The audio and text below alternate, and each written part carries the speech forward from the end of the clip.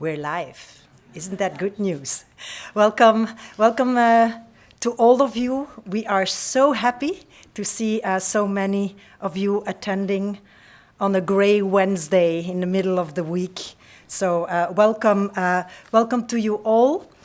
I'm Karen Celis. I chair the Future Group, that is the VUB Research Center for Democratic Futures. Very proud of that. And The Future is one of the hosts of the program Challenges to Democracy here at BRIAS, at the Brussels Institute for Advanced Studies. So my role is small today. The heavy lifting will be done by our panelists. So I just have to do a little introduction, which I like doing. So I'm going to quickly introduce, or better situate, the panel on political masculinities in Europe a little bit, and then also introduce my colleague, Lisa Mugge.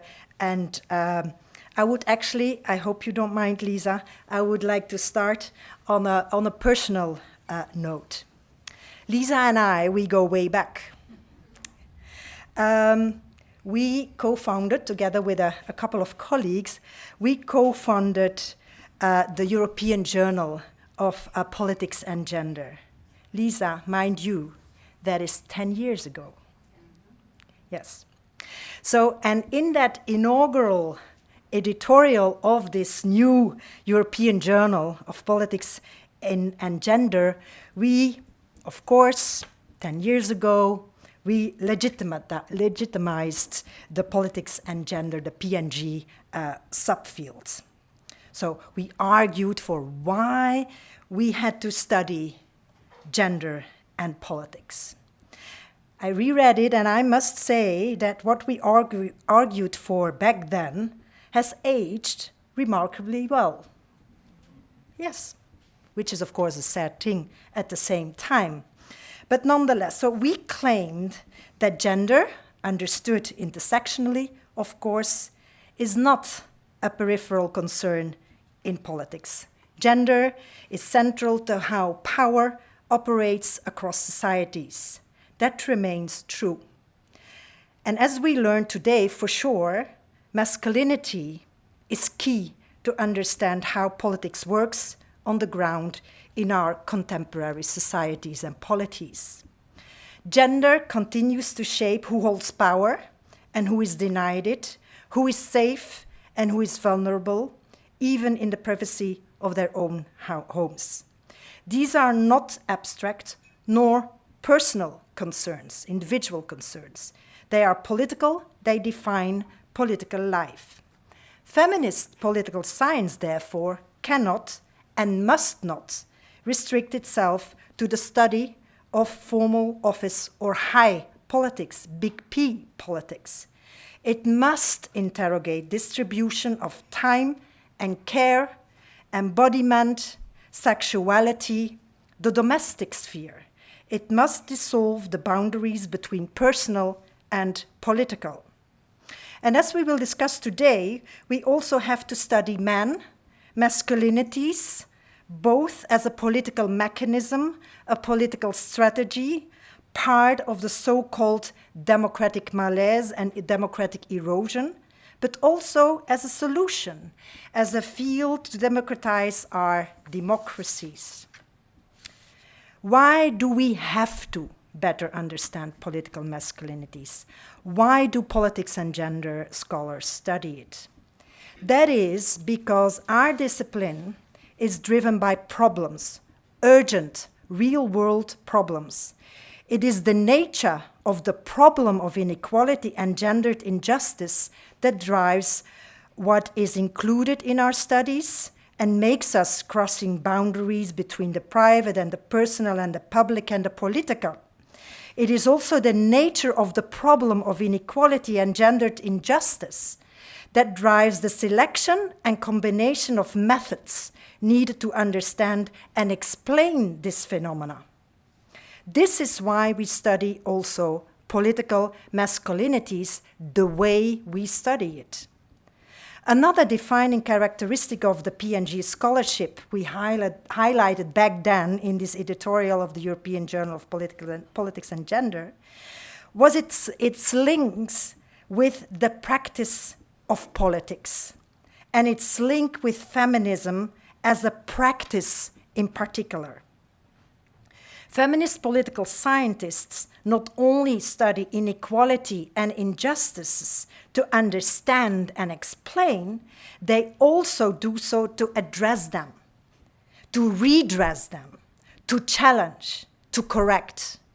Feminist political science is critical scholarship with a purpose. It is connected to practice. It is feminism not just as theory, but as political engagement. And it also walks the talk. It is concerned with who investigates, who is included, how it is done, the culture, the processes. Indeed, it is concerned also with the politics of knowledge production. In the editorial of the EGPG, our younger selves also wrote that we were going to rock political science. You remember, Lisa? We were going to rock political science. A little drama early in the morning. When I now look back, actually, the decade has passed now, maybe we have become the rock the political science discipline can build upon. Political science needs more than ever to matter to society. This is where feminist political scientists step in. Feminist political science knows how to do science with an explicit normative framework that is linked to the real-world deficits. What our democracies need is political science that is problem-driven, solution-oriented, and publicly engaged. Science that partners with citizens, activists, and practitioners of democracy. One that co-constructs its research questions and remains critical of how knowledge is produced. And this is precisely the kind of political science that we will see performed today. It is problem-driven, solution-oriented, and publicly engaged science. Voila. So this is what I really wanted to say to you today. So now I'm gonna finally, you might think, introduce Lisa Mugge, my dear co-author of that editorial that I was referring to. Lisa Mugge is now Senior Research Fellow in this Challenges to Democracy program at the BRIAS. She's full professor Politics of Diversity at the Political Science Department of the University of Amsterdam, where she leads the Politics of Diversity research group. Her research has been awarded a series, I'm not going to give you all the details, but a series of highly competitive grants. And they include the three big ones in the Netherlands. It's the VENI grant, the VIDI grant, and the VICI grant. For those who are not familiar with Latin, this means I come, I see, I conquer. That's Lisa Mugge, okay? So she also was awarded recently an Horizon Europe program, where we all know how hard it is to get those. So this is a huge achievement. And she's also co-editor of the Oxford Handbook of Intersectional Approaches to Migration, Gender, and Sexuality. Lisa Mugge, the floor is yours for introducing the panel, and so on. My role is done. Thank you all for being here. Thank you for the panelists. Thank you for Lisa.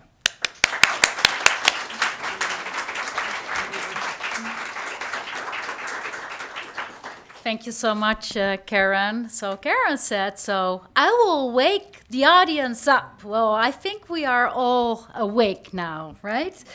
So thank you very much for doing that. And also thank you for going back to our previous publications. I think I should do that more often as well. So I'm very happy that Masculinities was actually in that editorial. So the panel of today is actually a closure of a project workshop that I hosted the past days. So we came together with the team, postdocs, PhD students, and the International Advisory Board to study our ongoing work behind closed doors, because we started like a year ago, so we don't have results yet. So we are still a bit shy of sharing the results. Everything is still in preparation, in progress. But we do want to share some of the insights and like some of the problem framing with a broader audience.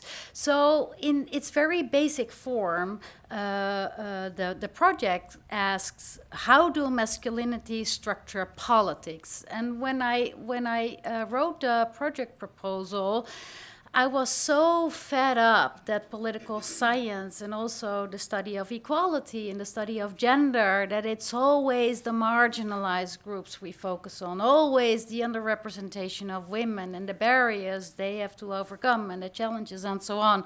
So I thought it's really time we have to focus on men, we have to focus on masculinities, we have to study dominance and privilege, but we also need a better understanding of how this privilege and dominance works, and that it's actually a very small group. So it's not all men, it's not all political masculinities that are privileged. And like Karen already indicated, there's some very good work in political science on masculinities, but it's really very limited. So sociology and history and anthropology, they're much more advanced in really integrating masculinities into their study field and into the study of gender. So we are really at the beginning of making sense of men and masculinities within political science. So we depart from an early definition developed by Kathleen Stark and Birgit Sauer, to start understanding and putting a spotlight on political masculinities, defined as the way in which masculinity is constructed around, claimed by, and ascribed to male political actors. And with constructed, that refers to formal and informal institutions. Claimed is something that politicians do themselves, and ascription is something that others do, that we do, that voters do, for instance. So that is the starting point, and we study how political masculinities are influenced by a number of factors. First of all, socialization is important. So how do political actors, male political actors, learn how to navigate politics? Social cultural transformations are really important. So the past days we have been discussing, like the change in the dynamics of political masculinities, and then we realized that in 2015, when Justin Trudeau entered the political arena in Canada, he said, I'm a feminist. And, the world press was like, well, so why would he do that? So a lot of questions were posed about why he would out himself as a feminist. And then he said, well, because it's 2015. And so it was really fashionable. And other political leaders, like they followed and say, oh, I'm a feminist. It's completely different now. Right? So it's really dynamic how political masculinities are practiced. Political institutions are really important. So think about electoral institutions, but also think about the informal rules of the game. So how normal is it for male politicians to interrupt, for instance, women politicians? identification. How do we identify as individuals, and what do we want political actors? How do we want them to behave? Intersectional variation is really important to understand how masculinities are racialized, how they're classed, and so on. Ideologies, obviously, and finally, are key. So at the moment, there's quite a bit of attention to masculinities and how they are mobilized by the far and the extreme right. But it's so much more. So all this attention, probably in your social media feeds, but also in newspapers, is oftentimes a very negative view on masculinities and how they're tied to extremism.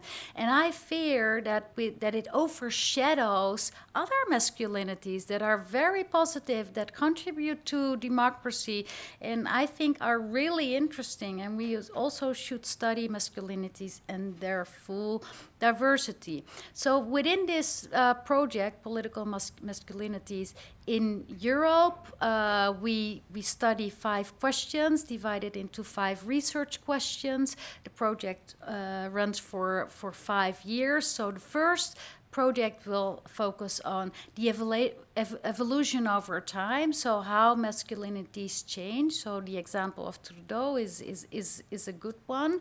We study how political masculinities are socialized within youth wings of political parties. So youth wings are really important entities to practice and to learn how to become a politician. So, for instance, Mark Rutte, who's now the State Secretary General of the NATO, he was our Prime Minister for many years. Well, he was in one of those youth wings of his political party. We study how politicians experience masculinities. So we often ask women, how is it to be a politician? Do we ever ask men how they experience politics and their gender in their daily work? So we're currently preparing a study in the European Parliament. We know that masculinities are very heteronormative oftentimes. So we also have a project studying how openly gay politicians experience masculinities. And we study that in different European member states. And finally, we will study through survey experiments how voters evaluate political masculinities. What do we expect from men in politics? And we will focus specifically on young people, because some studies have been coming out recently that there's really this gender gap, and that it's tied to age, so that we see young women moving to the left and young men moving to the right. So we try to make sense of that. We don't have results yet, but the researchers are here in the room, so during the Q&A and the discussion, feel free to fire some questions at them as well, to discuss some of the expectations and intuitions that we have. It is now my great pleasure to introduce the panelists. The panelists are also on the International Advisory Board of this project. I mean, they are on that board for a reason, because they are colleagues that I so admire. They do really groundbreaking work. So the first person I will introduce is Philip Ayoub, Professor of International Relations at the University College in London. Thomas Besta from Psychology Department at the University of Gdansk. Elin Bjarnegaard, Professor in the Department of Government, Uppsala University. And Vera Lomassi from the University of Bergamo, Department of Sociology. So please join me in welcoming these great panelists.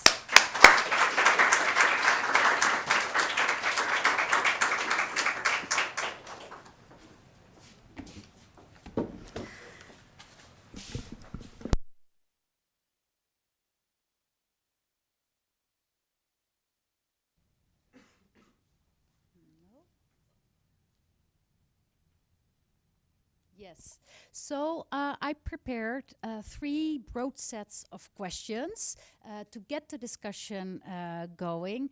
But I know you will probably also bring in new questions and other ideas for discussion that I didn't think of.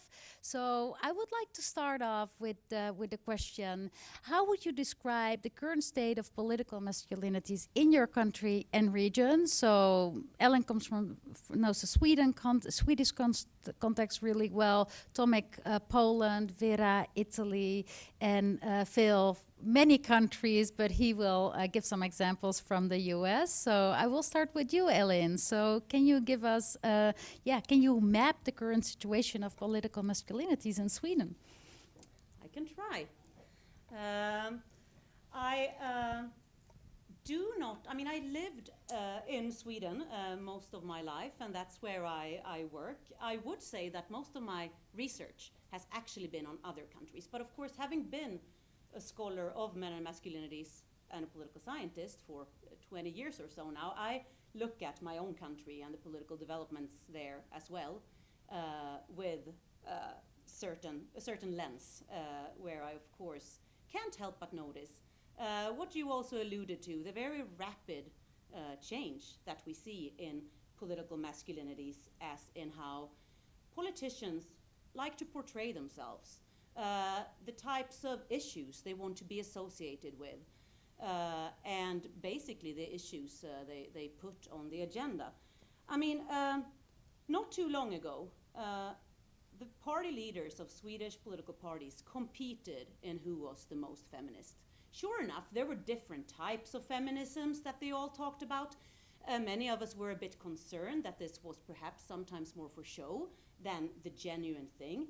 But nevertheless, it's kind of good when something that you believe in is at least something that people compete over and want to be associated with. In 2014, Sweden was the first country in the world to adopt a feminist foreign policy. Many other countries followed suit, so this was seen as, you know, something that Sweden, as a humanitarian superpower, as we sometimes liked to see ourselves, was forwarding. As you may know, 8 years later, the very first thing that the new government did was to withdraw the feminist foreign policy. And I think that's very, I mean, symptomatic for what we see. That feminism is not something that male politicians particularly want to be associated with.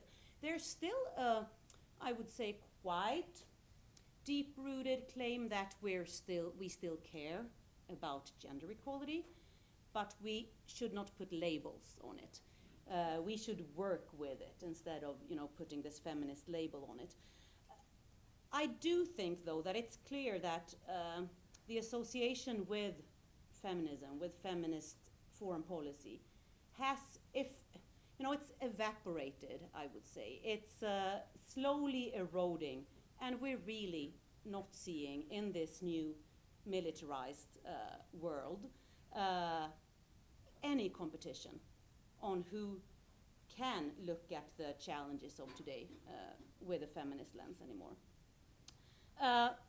I think this is also mirrored very much in what you also mentioned in Sweden, the increasing gap between young men and young women, where we really see closer, where we it's on mute. Oh, I'm sorry. Where we wow, sorry about that. Where we really see men particularly moving towards the right, but also having different attitudes than they did before when it comes to gender equality, whether gender equality has gone too far, also attitudes to homosexuality. So that's a uniquely big gap that we see that is then mirrored both among voters and politicians. So worrying trends. Thank you so much. Is mine on mute as well? Or can you hear? I don't know. Is it good? Okay. So Tomek, how is the situation in Poland? Yeah, so in Poland, the issue of political masculinities is really polarized. We can see that right-wing narrative promote this traditional vision of masculinity centered around authority, hierarchy, dominance, and more focused on showing strength and kind of performative dominance. And you can see also that this physical strength, like really traditional vision of masculinities, are still important for some voters. The good example is last presidential election in Poland. The far-right candidate, right-wing candidate who won, presented himself as, based on his strength, boxing skills, gym culture, so like really traditionally masculine type, and it was the vision of the his vision of the man was supported by majority of voters. And also you can see the shift within the populist right from more paternalistic, pro-social oriented attitudes and styles toward more hierarchy-oriented, dominance-driven, performative masculinities. So really linked also with like explicitly linked with US right-wing policies and politics.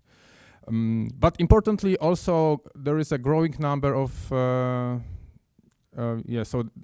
NGOs and local governments that are working directly with men to build more caring, pro-democratic, equality-based masculinities. That's a trend that I think we should notice also. Focus on care, men's mental health, sharing duties and responsibilities. So I think it's kind of now the space is open to not only articulate those new alternative masculinities, but also enacted them. So that's, I think it's hope for the future. Thank you. I think this is some really interesting points already raised. So the transnational aspect, the influence of the US on the Polish masculinities, but also the hope and the positive developments. Vera, so what about Italy? Well, I think that when people think to political masculinity in Italy, have some very iconic examples. So I could already finish here my intervention. But just to say that is just one of the example. Actually, that is like when you look at an iceberg, no? So it's only what is visible to most of the people, but the relevant part is what is hidden behind, no? So and on which grounds these type of personalities grew up and became so visible. And this, of course, has a long history of traditional values and traditional gender norms in my country. And this is also not only in the political spheres, no? So everywhere there is a leadership, you can see about the same style, let's say, based on models based on virility. So the good leader, even in the work context, is not a caring leader, okay? I mean, now things are slightly changing, probably more in this context, so like work and management in that fields. I think that things are slightly changing, and politics is still a little bit slow. But that is also very an Italian thing, because if you look at all the indicators in the economic fields and so on, to see change over time, I mean, Italy is super slow, no? Because change is very, very slow to happen and very difficult to implement. So that's, of course, when it comes to the cultural dimension and the structural dimension of politics, that also takes really, really a long time to go. That doesn't mean that things are not happening. I think that we can see different types of masculinity in politics, maybe more at the local levels, mayors, people that are engaged in politics, that are men that are engaged in politics in different ways. Because then, and here there is also something that we can learn from this cross contamination of the fields of leadership. It's all about how power structure society, but also how society is structuring power. So there is really a lot. The example I mentioned before, when you have a very visual, it's all about communication and successful things, but it's not only about appearance, it's not about only communication, but it's also about the area of your political intervention. So now we have more male politicians that are also dealing with, policies related to disabilities, for example, or to elderly people. Or environment is kind of still probably considered something for men, but you see these slow things, and it's also about practices and style. Okay, so even how you organize your, you were mentioning in one of the projects, to look at the young youth wings, how they organize their meetings, in which moment of the day or the week. So that is also structuring. So it's about what men mean with power, how they manage the power, and what they do with the power that they have. Thank you. Yeah, power is obviously the big word when it comes to politics, and power is not only related and maintained and reproduced through politics, but it's the society as a whole. Phil, can you give us your perspective from the U.S.? Yes, I would say, like Vera, where do you even start when you want to talk about political masculinities in the United States these days? And most of you probably don't need an overview of it, but I do think it's important to reflect a little bit, and with some examples at least. And I think on the level of political representation, you also feel this very stark change in the way that both the president but people around him just embody their performance as political actors. And there's, even on these like smaller examples that we see on the television, like the way that he speaks with women reporters, this kind of nasty women trope, or telling a journalist to smile, or suggesting that she doesn't know something. We see it also with people around him that, and also the performance of some women in the MAGA wing, like Lauren Boebert, who's having these big guns around her in her family pictures all the time, and also even the aesthetic of women around him, and kind of the idea of what women in politics should then look like, in a way that also is maybe some stereotypes of what we think that men, how they want, through their gaze, envision these people. So it's a really, I have this very toxic kind of space to see how this, political authority is really embodied through this kind of domination, humiliation, and then also importantly of targeting of a lot of vulnerable groups in this process. And that's where I think we can go from representation to just speak also for a moment about policy and branding of the kind of politics we have. And so there's these very also stark examples, like the Department of Defense being renamed the Department of War. I was just reading the news this morning that the rainbow flag was being taken off the Stonewall monument, and already at Stonewall there was earlier the removal of mention of trans people. Of course, trans people were very involved in the Stonewall riots, but there's these ideas that there's a certain kind of image that the politically masculine has to portray in the US, and this is leading to these kind of changes in the image and brand of politics, but also, of course, really real-world effects for the safety of vulnerable people in the U.S. You have, over 400 bills targeting trans communities across American states being enacted. You have policies around, executive orders around gender ideologies. So the so-called gender ideology, this idea that the Trump administration is protecting real women, or women, cis women, as they see appropriate, but from perceived threats coming from queer people, for example, and trans people in particular. So this is a real, stark kind of experience. And then my final note on this, though, is a paradox that we also see. Some of you might have seen a New York Times piece some time ago called, I think it was called Trump's Big Gay Cabinet or something like that, and that there is this interesting dynamic where there are white gay men, rich white gay men, who are playing a role in this cabinet, and unlike times before, actually are not hiding their sexuality in this cabinet. So this is also, of course, they perform this role in a very interesting way, also in a very masculine way, very nationalist way, in a way that talks about a variety of threats coming from migrants, people of color, other queer people in these roles, but nonetheless you see this there, which is really paradoxical, because barriers for queer people into politics, and especially gay men, who, if you could think of the challenge to masculinities, often present a very serious challenge to perceived ideas of masculinity, and states have always regulated male sex with other men, in part because it's seen as such a threat to reproduction of the state, of the family, the natural family, all those things. And so you have these barriers still remaining for very intense barriers for LGBT people, but then you have a select few, a certain type of gay, wealthy white man that gets to perform in these political masculinities alongside this administration. So it's really strange, strange to reflect on, and some of it doesn't. It feels like there's a lot of contradictions embedded in it. But it's thus really important to have this research and to think and talk about it. So I'll stop there.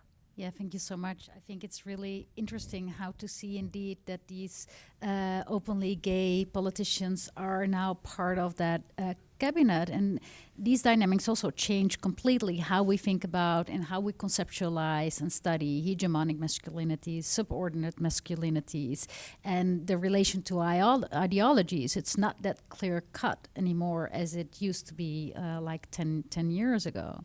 I would like to move to another set of questions based on research. So what do your research projects reveal about how political masculinities are produced and maintained, and what are the key challenges that you face in studying them? And I would like to start with Tomek. Tomek is also a partner in another project that I'm coordinating, Men for Them, Masculinities for the Future of the European Democracy. It's a mouthful, funded by the European Commission.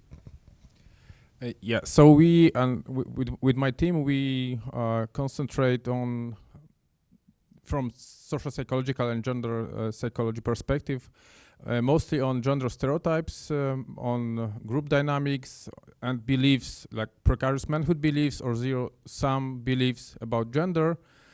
Those beliefs that can shape the way people understand masculinities and understand how men and women should act, perform their genders. So we mostly do it from the cross-cultural lenses recently. And for example, our research on precarious manhood beliefs, so beliefs that masculinity of men are never given. Men should always prove that they are really men, like masculine men, by doing, hopefully publicly, acts and behaviors in line with gender norms and gender expectations. Yeah, so they need to prove for themselves, but also mostly also for others, that they are real men in the terms of adherence to norms and expectations.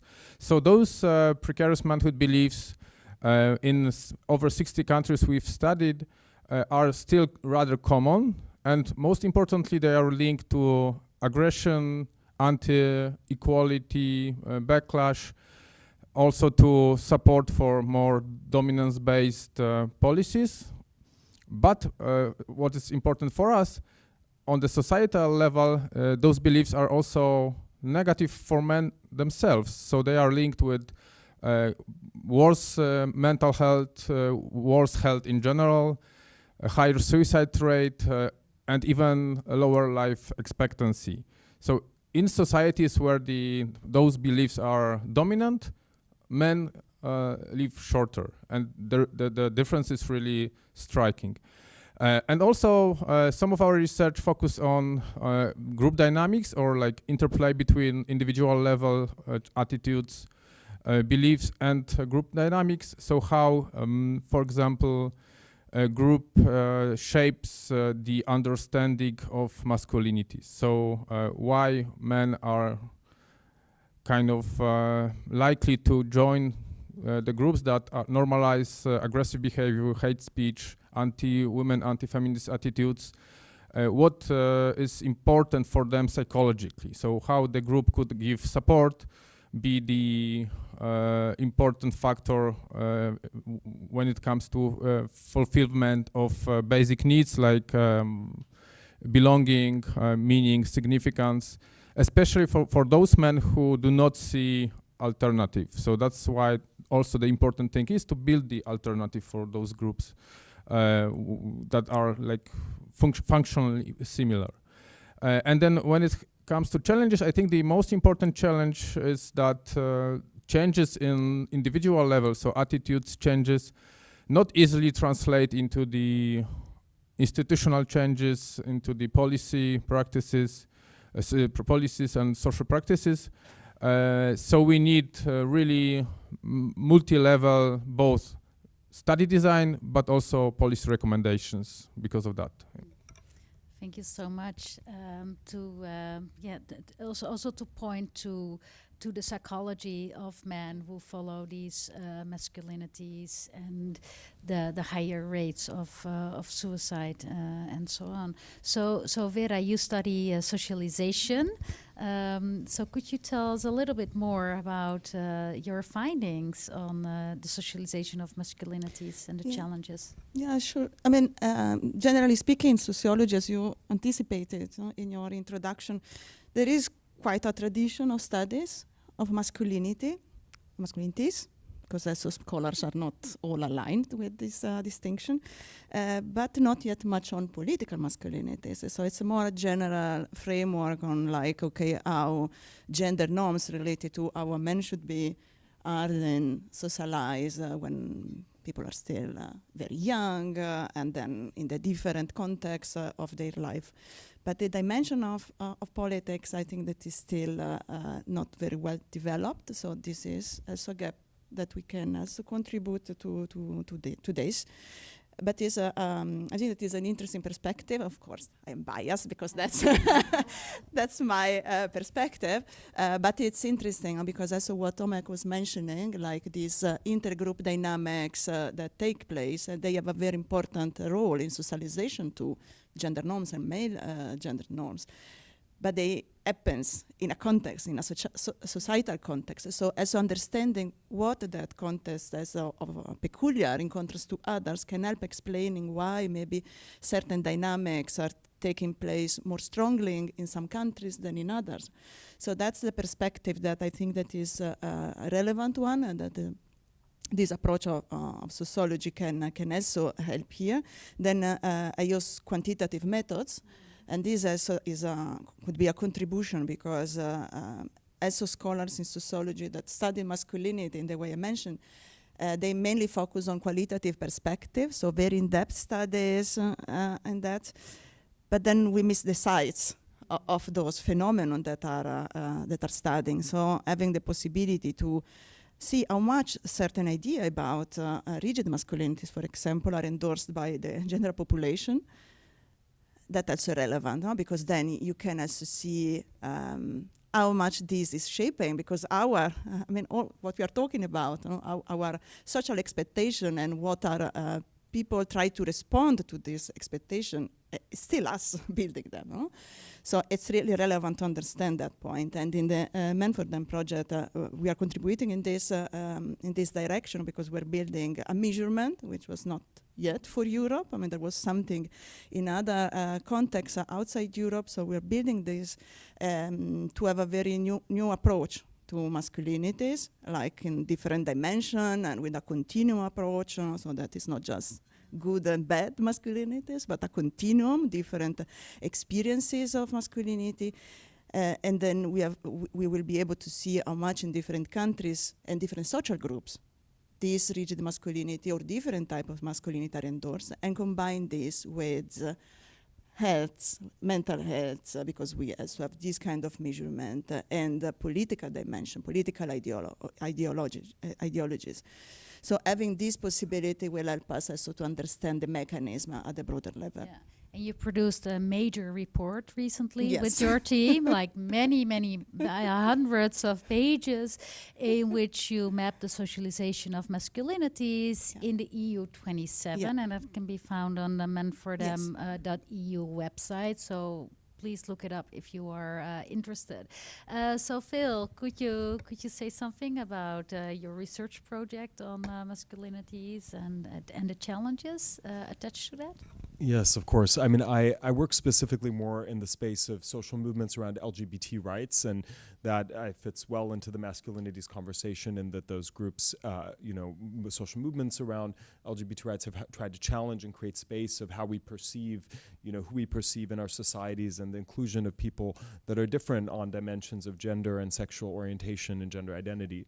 And one lesson from some of what we talked about, and sticking with the U.S. example, even though I actually don't study the U.S. that much, I just happen to have spent a lot of time there, but is the knowledge that a lot of what we see now, even in its most extreme cases, has a very long history. So the construction of threats that we're seeing now towards immigrant populations, or towards LGBT populations, and especially trans populations, that are framed in kind of a set of arguments that this is just, that they are just against common sense, or against nature, or against the natural family, or against tradition, or even the nation, is always a way to construct certain vulnerable groups, because of their fluidity, as somehow a threat to the fixity of nation, or of religion, or of who we are as a people. And this is, I remember well, in 20 years ago, the George W. Bush administration put marriage equality on the ballot in many states,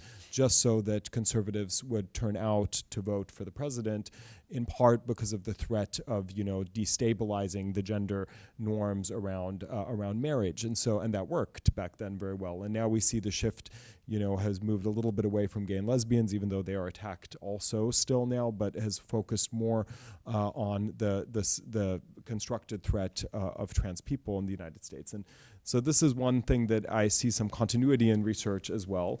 The other thing that I related to my research in the last years with Christina Stöckel, we focused a lot on also the way transnational dimensions to this anti-gender mobilization that also, spreads political models around political masculinity to many different contexts. And so there are, unfortunately, many groups, including of political actors themselves, that connect across borders to talk about strategies on how to win, how to have effective campaigns or win elections by targeting vulnerable people. And these kind of organizations, like the Political Network for Values or the World Congress of Families, feature a lot of minorities when it comes to gender identity and sexual orientation, and also very centrally against changes in the role of women in society, or more inclusion.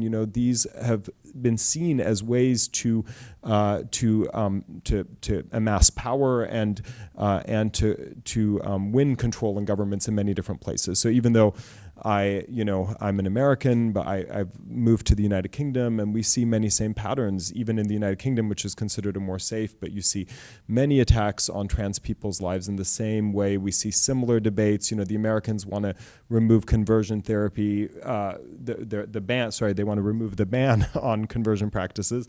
And in the United Kingdom, we still haven't been able to pass to protect children from conversion practices, in part because the government can't do it, because there's no coalition to do that as long as trans children are involved, even though we know that suicide rates and also trauma from these practices are highest among these populations. So it's just, very disturbing to see how these models then are not just in one country or situation, but we see them reappear in governments around the world. And we can talk about this more in the next question, but this is something that it's very easy to say, well, these things are happening over there, but they are also, there's a lot of sharing of ideas and coordination among political actors that do link these problematic ideas across time and space. Yeah.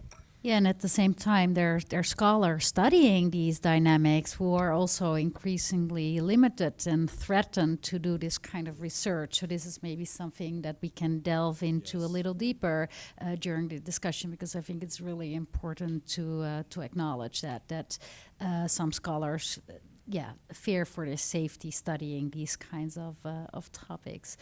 Elaine, could you say something about your research on masculinities, which is a lot? It's many years, but pick one thing.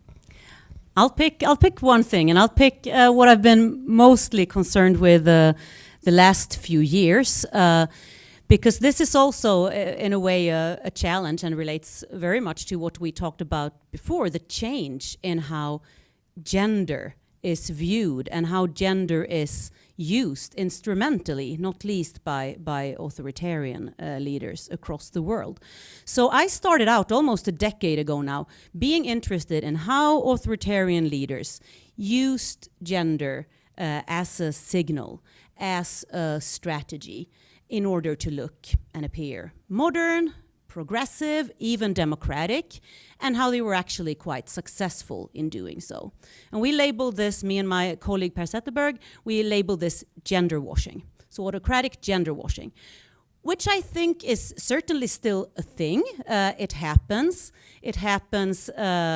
across the world, but speaking of challenges, we started seeing, at the same time as we were writing this book about gender washing, we're like, something else is also going on simultaneously, also often in the same countries and by the same leaders.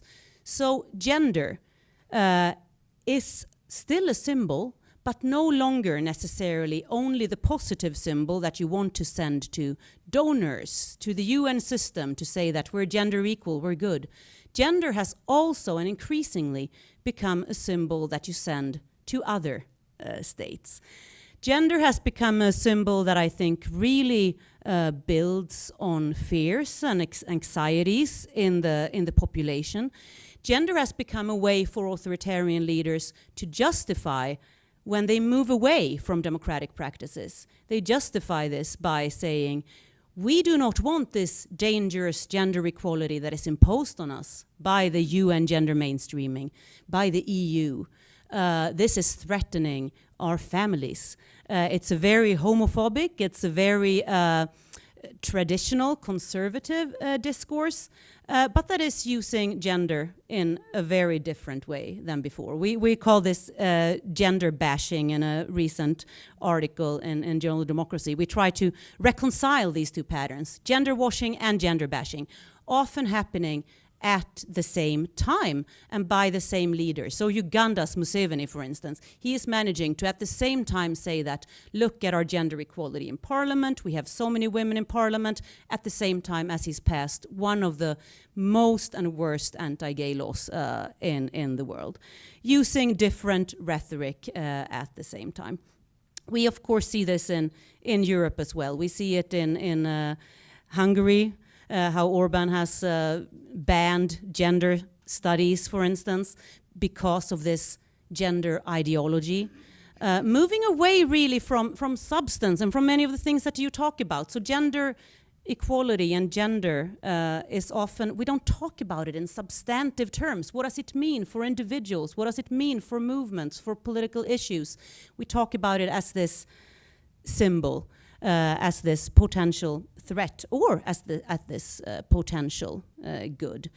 Same discourse was there in Turkey when they withdrew from the Istanbul Convention. Very much, they're using the word gender instead of women. Let's protect the national family and withdraw from this. So I think this is a challenge for all of us interested in these issues. When gender becomes this symbol that can mean everything and nothing, we really have to step back and look at what is it in essence, bring it back to the topic, and start from there. I really like how Judith Butler, in her book "Who's Afraid of Gender," calls it the fantasism. So it's a fantasy; it's not real. Everything is gender. It's it's really interesting. Well done. Highly recommended that book. So I'm going to move to my final question, and I want to ask you to give a very short answer because we have a full house here, and I really want to give the opportunity to the audience to pose questions.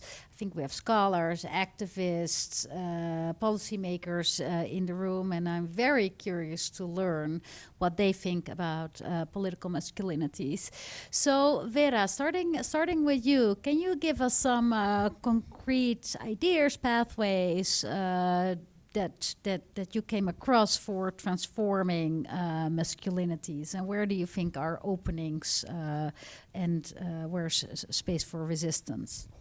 Yeah, I mean, I was thinking to a couple of things, and one is related to polarization. So we normally think to polarization as something that is not really good. Of course, it's not, because it means that we only have two ideas that are very far away. So when these two ideas are really far away, then that's a problem, huh? Because then people don't speak to each other, and then you crystallize this view, and then this is not good also for social cohesion and democracy. We generally focus on this, but the problem is pluralism, so the lack of pluralism. So we need to work at the several levels in different parts of society to promote pluralism, not just two ideas, not just two ways to see things, but there are more options. Mm-hmm. So that is something that we need to promote at school, in the discussion, and the workplaces, in the NGOs, and so on, because that's really a vital essence, in my view. But again, also when there is no polarization, it's not good for change, because that would mean that we all think the same, and that we will be suspicious for democracy well-being.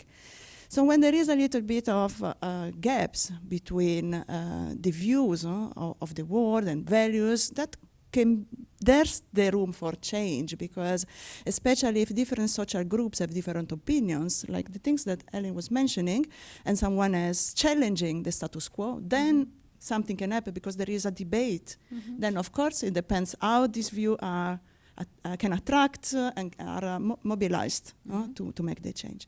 So that's one thing, more on the cultural level, if you want. The second thing is about a systemic approach to change. What do you mean by systemic approach? Yeah, because then you say, okay, we could do many things, where to start, okay? So, of course, you need to start from some points, because, of course, you have to. But we need a vision, and then deal with different segments of the society and the institution. So ideally, everywhere should happen something. Because, and I will conclude with this, it's like, I see many young people, so maybe you didn't face this yet, but let's think that you need to renovate your house. Okay, then what do you do? I'd rather not. Better not, but sometimes you have to. And then what do? You just focus on some aesthetics, and then you just paint with a nice color outside, nice couch, and that's it. Or you invest, and then you need courage to invest. And then you go for sustainable materials to prevent the temperature and all that stuff. And you go in that direction, courageous, for sustainable, and make our house comfortable for everyone. So fundamental investments in youth, I think, and society as a whole. Yeah. Phil, can you give us one example? This is really, well, I have two quick thoughts, but one, to be with the American example once more, is that, we have a lot of research in political science that shows that, one way to defeat some of the ideology, at least when we think about political masculinities coming from the right, is that other parties on the political spectrum should not copy these ideas, and this does not help them in the end. And I think the knee-jerk reaction has been in a variety of democracies for the center to start to emulate some of these policies, like attacking migrants, attacking LGBT people, leaving them behind. A great deal of caution goes into, seeding those issues. But what that actually does is just legitimize those extreme visions, those policies that are coming from the right then, because then the voters say, well,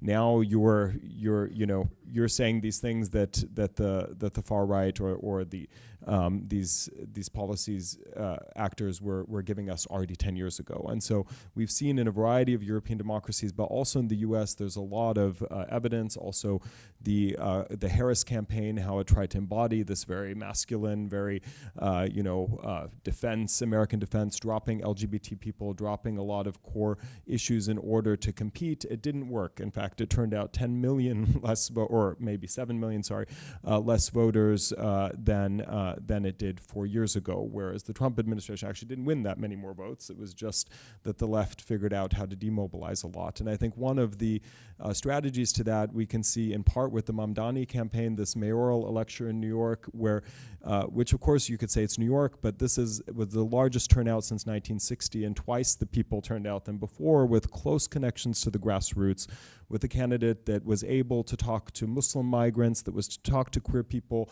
went to a gay club in the last days of the, did not shy away, was not afraid to talk about suffering in Gaza, which is something the American political establishment could not really do. And this really, people like that. And I think this leads to that second point about, these are constructed threats that are coming in this language, and the substance of it, as Elin pointed out, is something that many people don't agree with. When you actually pop the bubble and see in real life that these threats aren't real, people don't like all male panels making decisions. We have research in political science by Amanda Clayton, Diana Brand, Jen Piscopo on that. They don't like policies that, when it comes to their neighbors, that are removing their neighbors from them. And this is a way we have to think also in advocacy how to challenge that. And we have, I've been on various research projects where we try to reframe LGBT rights in a variety of contexts. So in Zimbabwe, for example, by showing people that cave paintings had queer representations there of queer people existed, very, very long time ago. That was really new information for people, and that changed how they felt about gay people in their societies, because often it is presented to them as, a foreign incursion, as all of this masculinist arguments are, that we have to defend our people from foreign threats. And so breaking that illusion, I think, is really important. What I'm also hearing in your comment is the importance of broad alliances. So this is absolutely, and there, you could think of also like the Hungary, the Budapest Pride, which was one of the most profound articulations against democratic backsliding, organized by queer people, but really showing a coalition, a wide tent. It showed that there were families there, that there were people from rural parts and metropolitan parts, and that they were Hungarians. They were not foreign agents, organizing this. This really was a way to show that the majority might not be the majority that Orban imagines. And it showed people also something very special, that there was a wide tent coalition, and that queer people are part of the society and can make a big statement in response, for democratic inclusion. And so this big coalitions are really important, and I think, stitching them together, and often organizers who work on behalf of marginalized people know how to do these coalitions, which is also really important. Elin, could you tell us, what do you think is a pathway for transformation? Because you are a very engaged scholar, so it's not that you only publish books and academic articles, but you do a whole lot more. Could you give us an example of how you try to contribute to the transformation? Yeah, I think I can actually start where I ended my last comment, because I think the realization that many of the things we see are strategies, not necessarily like deep grounded ideologies and misogyny, actually helps us to find some kind of common ground. And I think that's the main thing is that we need to be able to talk. We need to find something to negotiate about, to really discuss. And I think we need to allow for a diversity of political masculinities to enter that stage and to contribute to that discussion. So for me, the realization that a lot of it is strategy. If it's just strategy, dangerous strategy, certainly to some extent, but nevertheless, if we can discuss solutions and possibilities, it at least becomes somewhat of an opening for me, rather than demonizing the opponents. But I think in terms of political leadership, there are strategies that both research and not least various organizations have worked on collecting and on trying to bring out. There's a new tool by OSCE, a tool for engaging male politicians in achieving gender equality in politics, that you can check out. And I think that really gives a lot of concrete examples of what it is that we need to do. And I think, not just seeing men in politics as gatekeepers and potential allies, but actually finding ways of making them stakeholders and beneficiaries. What does that take? How can you make other male politicians and leaders stakeholders in this? And you do that by making them accountable in certain ways. This has to be, activities and practices that you are engaged in, that also men and male leaders have responsibility for. And there is research that shows that it's not just by changing values and discussing that, it's by actually doing it, by engaging men in those activities, giving them responsibilities for it, making it the professional thing to do. Then you can actually also change attitudes by doing that. And that's also, the kind of gendered leeway, as I have called it, that many men have. They can either opt out or opt in. We have to change that, I think, and make them accountable. Thank you. That's a really important point. So it's not a women's problem. It's about democracy. It's about equality. So it concerns all of us. So we are all responsible for this transformation. Tomek, you and your team published a very nice report for Men for Them, testing interventions or reviewing interventions from the scholarship about transformation. What was one outcome, one very remarkable outcome of that work that you did? Yeah, that's thanks for mentioning this, but I think it's a good ending also. And this is something that I would like to highlight. So while choosing only one thing, I would choose the importance of support, both financial and institutional, for grassroots and educational initiatives. We did a systematic review of the scientific evaluated interventions aimed at gender-based violence and empowering bystanders. And we show in this report that those interventions, workshops, grassroots developed classes can really have an impact when it comes to shaping more caring, more pro-democratic masculinities and reduce gender-based violence. So more like participating group-based interventions focus on emotional literacy, perspective taking, self-regulation, but also collaboration, cooperation, and giving space to discuss also challenges and problems with gender, with genders, and in a relation between genders. Those interventions really work, and we do have even scientific evidence that we can show that they are efficient. So I would really like to support the grassroots movements, NGOs that are working toward reshaping the political masculinities. Yeah, read the report. There are so many beautiful examples of studies in that report showing how you can transform masculinities, for instance, through barberas, through sport clubs, like these very local, communal places. I'm going to move to the audience now. I'm sure you will have many, many questions. So I have a mic here. Someone who dares to kick off the discussion. Yes, Agnes. Please introduce yourself so that we know who you are. Agnès Hubert from Gender 5 Plus, which is a European feminist think tank based in Brussels. Thank you very much for all this sort of insights, which is really interesting. There's one big sort of absent, but I realize you're starting the project. But what about social media, which are always in the middle? And the other thing I was going to mention as well, but Tomek sort of, got into it, is the role of schools. How you do? We've recently had a Horizon project as well, on which we looked at sort of disadvantaged girls, and it was extraordinary how a sort of small intervention really convinced people that, why are there so much more men politicians and etc. So they changed their look. Thank you so much. Important question. So who would like to answer the question on social media?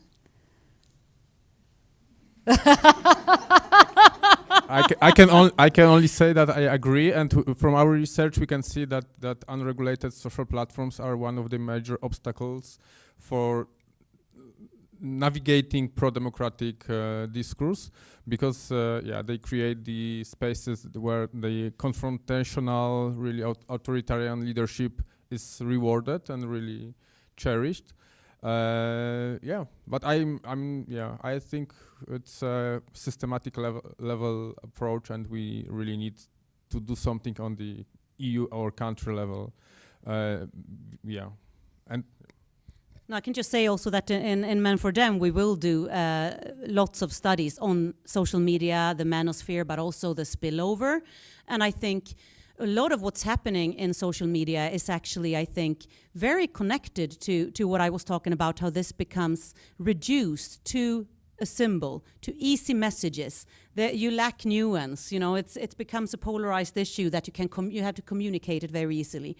So I think that is also part of the type of messaging that we have in today's world. And schools, Vera, do you want to say something? Which is also somehow related to the role of social media, because these are the two agencies that especially children have to face or experience. And of course, the role of schools is really important, but also there I think we get in a very different country variations, in the sense that some programs in some countries can find support, in other countries a little bit less. And there comes the collaboration, integration with civic society organizations that can enter in the schools and also promote, because also teachers sometimes need support. I have in mind this example. So there was an event, we were talking about gender equality and the manospheres and so on, and then at a certain point a teachers of, she was in the secondary school, but she said, well, at a certain, no, it was not secondary school, it was younger, but yes. So the point, it says, well, at a certain point, I heard all these things going on in the class. There were really a division between the boys and the girls discussing and really fighting each other. And they were talking about some of the men influencers and so on, and she didn't know anything about that. So she had to learn by herself, and she was kind of lost. So she expressly said, we need support to be able to understand what is going on, and also to support the kids in this orientation in what to take and how to discuss that. She tried in the classroom to make a discussion about the points, and she has to step back, because then the fight was even higher, and she felt really not skilled to deal with the level of conflicts that can come up. So this is a crucial point of schools, but also supporting and keeping educators and professionals to deal with these things, because it's something that you need to learn. And also the change is going so rapid, right? Yes. So every time there's a new community or a hub, we are so many steps behind. I have another question here. Could you introduce yourself and your question? Yep. Thank you. My name is Vanessa. I work for an NGO in Brussels. We focus on migrant entrepreneurship, but I specifically have a background in migrant women and their political mobilization. I have a lot of questions, so I'll try and channel them into one. I was wondering, in terms of the outputs and impact that you were hoping from this project, if there are any.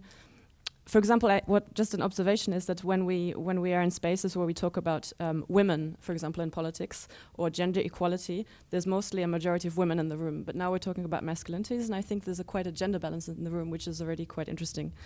What do you think can we then also take for learnings back to the space where we look at women and how we can support women from these? On the one hand, of course, we support, I imagine the impact that you hope from is that we can understand better how men experience political spaces. But what about then, what kind of learnings could we hope from for women in politics? Looking at, for example, examples where women in the European political sphere, let's take the Commission president, are behaving in a certain way. How does that reflect back on women's spaces and what we can learn? Good question. Who would like to tackle that one? Phil? Actually, well, I mean, I'm coming from this from a little bit of a different direction, since I'm not studying political masculinities with the project all the time, but I think it's a really, really important question, and I think the takeaway of the project, by focusing also on masculinities, is to think about how we create barriers for women in these spaces and how women should be included. I think from my own research on LGBT activism, we see a lot of issues of intersectionality where men have taken too much space in leadership positions and mainly also on other axes of race and class that have excluded women from those areas, that also then exclude women's topics and that we need in politics and representation. So I think, from my small vantage point, it is certainly the lesson that by thinking about masculinities is really being conscious of the space that men take up in these in these settings, and how they need to in this experience make space for women and listen to women in all of these political institutions. But I should probably pass to another colleague who's working on institutions more directly. Yes, Ellen, very short. Yeah, no, I mean, I agree, because I do think that this is in part a missing piece of how institutions work, both formal rules, but also all the informal norms that we all abide by, both men and women. But if we don't look at how men are privileged, how men take up space, how rules are gendered in various ways, it will be very difficult to navigate for newcomers or marginalized and vulnerable groups in those spaces. So to me, it's completing the puzzle. It's not doing something different. It's not doing something for a completely different target group. It is about making the strategies and the knowledge that we have complete, in a sense. Yeah. I have another question over here. Please introduce yourself. Hi, I'm Amanda Machin. I am a researcher from University of Agder, Norway, but I'm also a research fellow here at BRIAS. Thank you very much for the panel. It was really great to get all this really rich input from different countries. I would have been interested to hear from scholars in the Global South too. I don't know if that's something you've thought about, but it'd be interesting to hear about masculinities in the Global South. You mentioned Auburn cutting gender studies, but also obviously Javier Milei in Argentina has done something similar. So I also have a lot of questions, and I'm going to try and put them into one. And I think it's a fairly simple question, actually, I have to ask. And I'm asking it as a radical Democrat rather than a political sociologist, because you've made it very clear that this project's very much about sort of social impact. So the left has been criticized for focusing too much on gender, for forgetting about class. And therefore, I kind of wanted to push back on the questions that you formulated, Lisa, and ask whether the question should not have been, what do we notice about masculinities in the contemporary political landscape, but rather, what do we learn about the political landscape by looking at it through the lens of masculinities? And it seems to me what you've all been saying, and I think a couple of you said it explicitly, is that masculinity and gender more generally has been politicized very, very successfully by the political right. And therefore, I wonder, well, I'd like you to reflect on, why has this been successful? Why has this politicization been successful?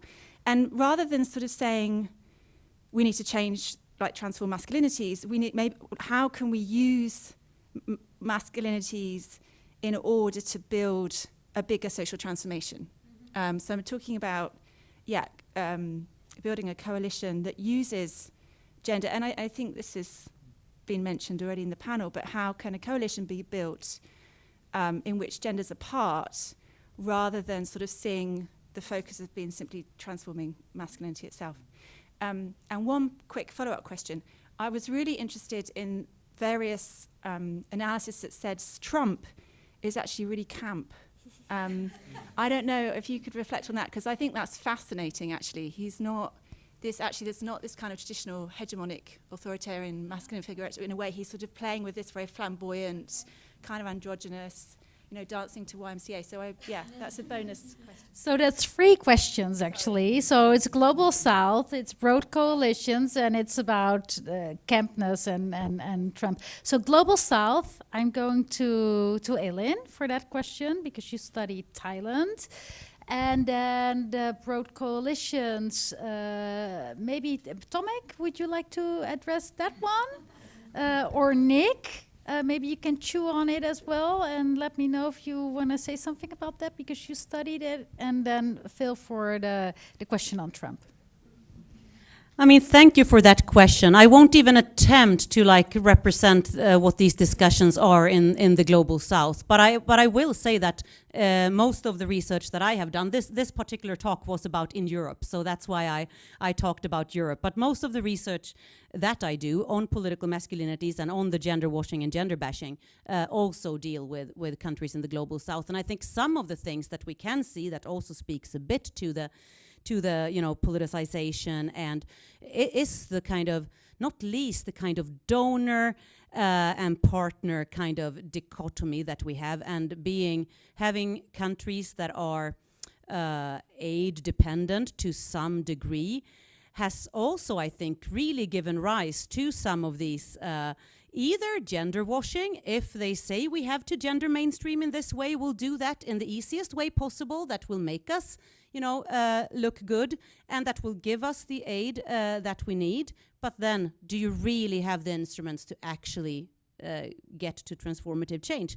We also see with a increased type of donors that are not necessarily following UN gender mainstreaming roles anymore, that we also see that getting aid from other types of donors are then also helping out the kind of gender bashing view that we see. So I mean, there's a lot to read about the Global South, but since it wasn't the topic here, I didn't elaborate on it. Yeah. Okay, Tomek, very briefly, because we have 6 minutes left. I have 2 more questions. Yeah, so very because I'm also not a political scientist, so I can also only say that from the perspective of collective mobilization, collective action that I've studied. Broader coalition are good. You need the support of members in higher positions also from other groups when you're fighting for the rights of minorities or discriminated groups. So, but you need to be careful, of course, to include people who are really agreeing with the transformation you want to do, with the change you want to do. So in this way, I guess you need a little bit transformation of masculinity in a way, or at least find the people who are in line with your understanding of social change and the rights of the minorities. Because then the movement can be just take over.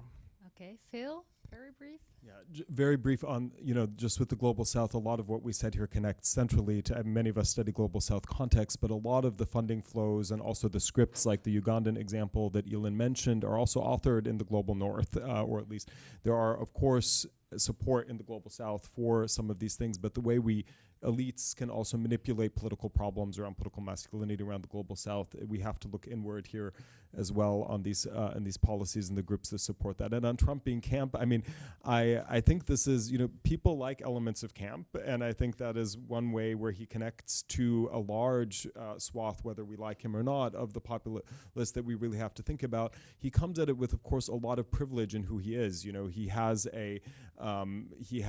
other traits that of his identity that make it safer for him to be camp. I think the gay men in his mega group are performing and compensating in a very other direction in a sometimes horrifying masculinity with how they present themselves, I think, in a way that he has more leverage. That would be my one brief reflection, but I think it is an interesting observation about the way he performs his character in that role. I have 2 final questions here. I will collect those 2 and then we will wrap up.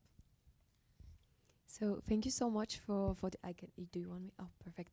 So thank you so much for this morning. It's really refreshing for me to be here. My name is Jade Yafrat. I'm also working at the European Commission, following Men for Them project and also the two other sister projects that are very, very inspiring. So I have like one question is that, I mean, as you know, in Horizon Europe grants, it takes a lot of time to write the grants, to publish it, and then to get the project funded. So maybe for the history, it's been already 4 years, let's say, that the topic was written. I hear this morning that it's been 10 years that, you know, this has been like concretely marked also on paper that we need to do something. Seeing everything like the rapid pace, the rapid change, I also have this feeling that there is also more pressure on researchers to fasten the speed actually to come up with results and to inform policy making.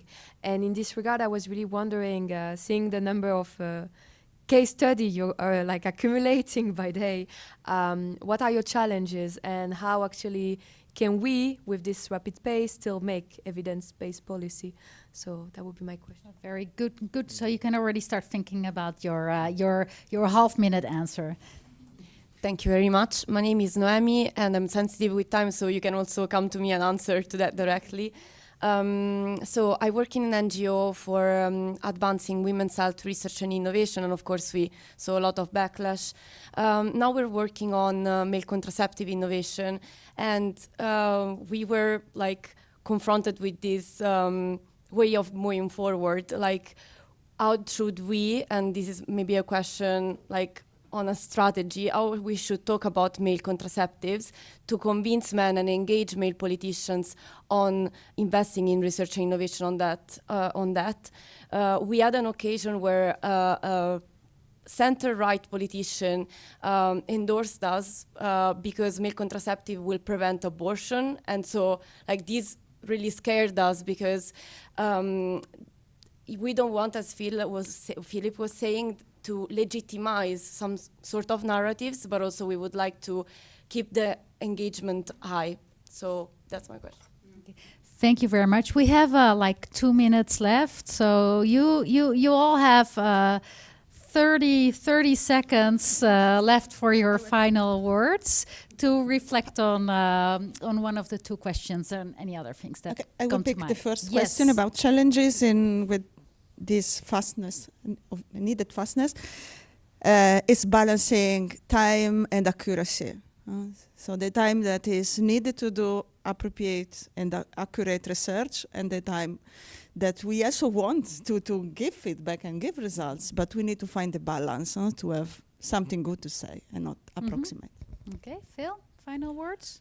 Yeah, I mean, with this question also, you know, I agree with you. I wish that everything was slower in academia, and I think that we should move to a model where there's less proliferation, especially with AI now, where we see also submissions going up a lot, and more to quality, and really emphasize this. In part also because challenges of academia, you know, and against the enterprise of higher education are also introducing new kinds of outputs that are often not peer-reviewed or not careful, that have also pseudo-academic labels, in part to infuse new ideas for politicians and for civil society that are actually not, you know, that come from right-wing ideologies that are not evidence-based, et cetera.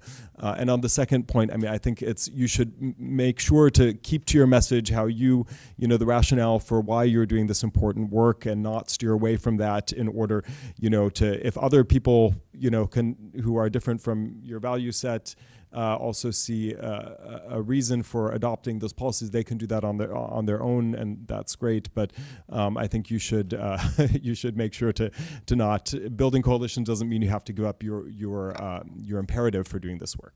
Tomek?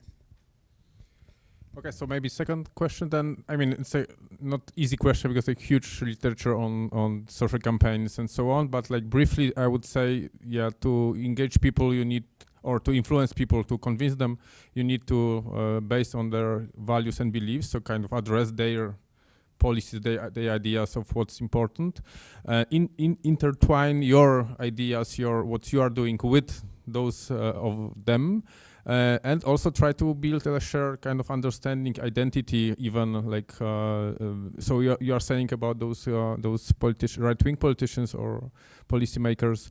Yeah, but maybe there is a way to balance it. So maybe they are interested in an issue, maybe not from the reason that you would like them to be interested, but maybe this is the start to interest more moderate people or showing them the ideas you have. Ellen. Yeah, I mean, there is a balance between and sometimes a conflict between, I think, having real, rigorous, evidence-based results and communicate solutions.